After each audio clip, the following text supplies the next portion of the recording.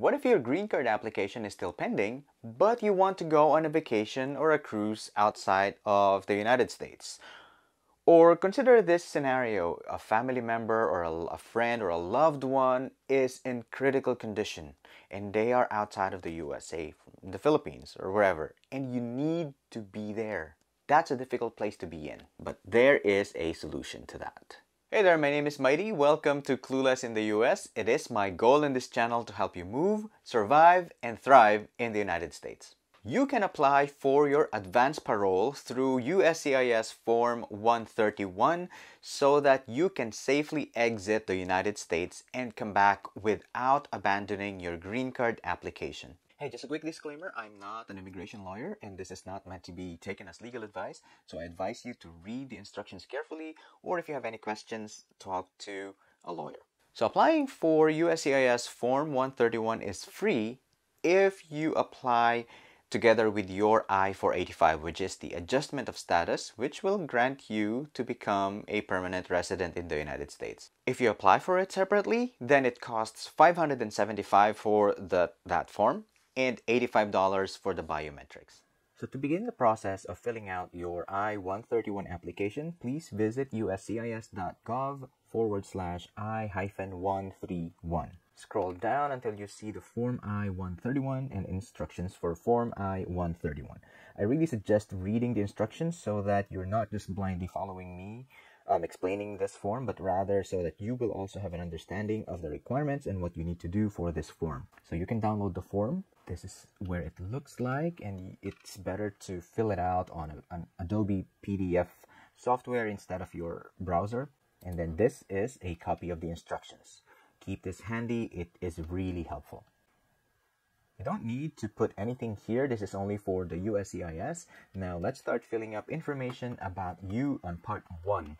So just put in your name, be careful that your family name and your given name are right here, and then put in your physical address. Usually if you are the one who will receive the mail, then you don't need to put anything on part 2A. Then enter your address. If you have an alien registration number, and usually this comes from some communication from USCIS, either a form that they have approved for you and they will assign an alien number, otherwise leave it blank. Put in your country of birth and your country of citizenship and your class of admission. I used to be an R1 visa holder, so I was a religious worker, so I'm just going to put that right here. Of course, your gender, your date of birth, and if you have your social security number, then put it right here. Now, pay attention to this application type. There are many application types for this advance parole or travel document. If you are applying for this as part of your adjustment of status, then you just need to click on 1D.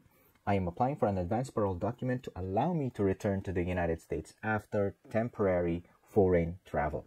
Then put in your date of intended departure. Let's just put it here like February 20 of 2023, expected length of trip.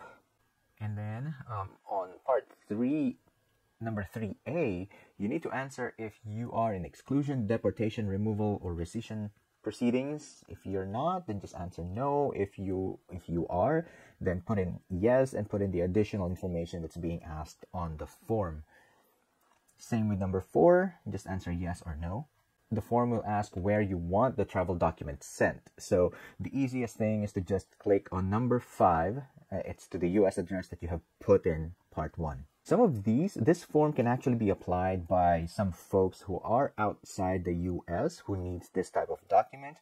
But since for the purpose of this tutorial, it's only for those people who are already in the US and needing to go out of the US and come back without any problems. Let me give a fair warning though, even if you get your travel document or your advance parole, it only gives you the potential to come back to the United States. The border officer or the immigration officer who will be inspecting you as you come back to the US, they have the discretion. They can decide whether to let you in back to the US or to not allow you to go in. So be careful in case you have anything that might complicate your situation. So part 4 is going to ask about information on your proposed travel. Usually the two biggest things are humanitarian purposes, like family member who is in critical condition and maybe expecting to pass away because of some medical condition. Or it can also be because of a business trip to either meet partners abroad or whatnot. When I applied for my I-131 together with my I-485, my adjustment of status,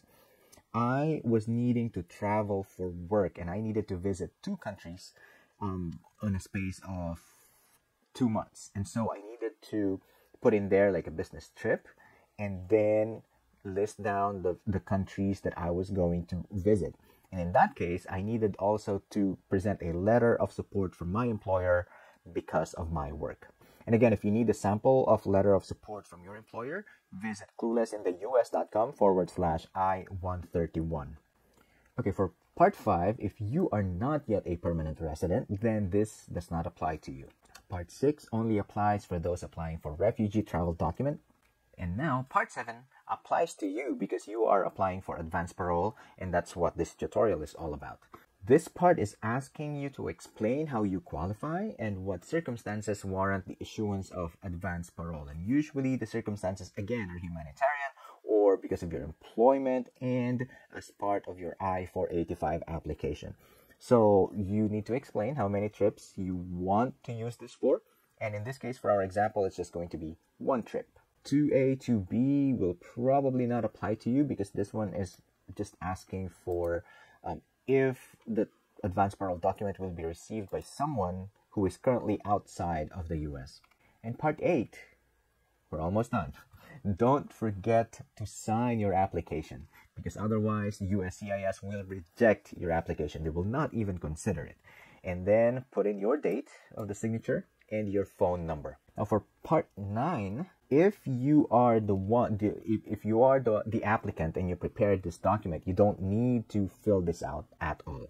But if somebody helped you fill this out and it's a different person, then you need to put their name on this form. So they will also need to sign this. So once you're done, just make sure to save this. And once you save it, print it out and then sign it. Make sure to sign it. There are many different processing centers for the USCIS, and to know which processing center to submit your document to, please go to the link on your screen. If you want to learn more about the whole process of becoming a permanent resident in the United States, then please click this playlist on your screen, and it's me talking about my experience in applying to become a permanent resident coming from an R1 visa or as a religious worker.